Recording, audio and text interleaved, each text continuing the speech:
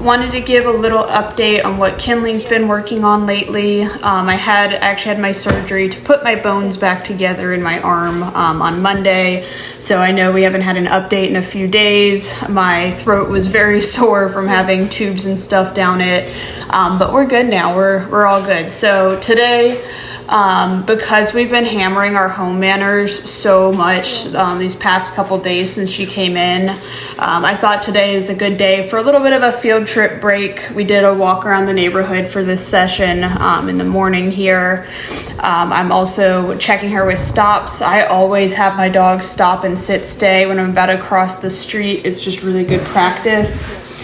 But I thought, nice little brain break. We'll go for a walk around the neighborhood, and she did great. We got barked at a ton by other dogs. We had some not interesting, but she was a little interested in a few cars, but she did a really good job of ignoring them. Here, we had my neighbor's dog was like losing its mind at the fence, and I could tell it was distracting. So I wanted to kind of put her in a sit stay and have her just kind of get used to, you're going to be barked at and it's too bad, so sad. You got to deal with it. She didn't want food at first, but she did take it after. By the way, if you like my backpack, my Chihuahua's in there. Fun fact, Chihuahua went on the walk too.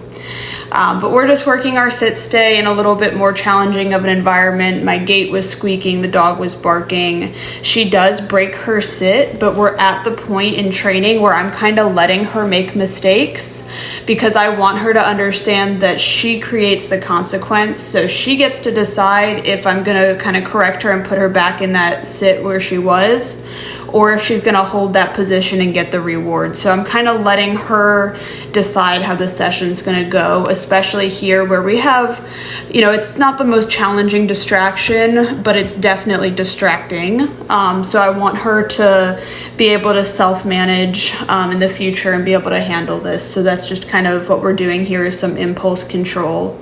And she did really good with it, so I'm not gonna hammer it, so I just called it on that one. And then next, this is us doing a send to place. This has improved tremendously. We're doing really good with the send to place. I'd like a little more speed, but we have time to work speed. And then we also now have send to kennel.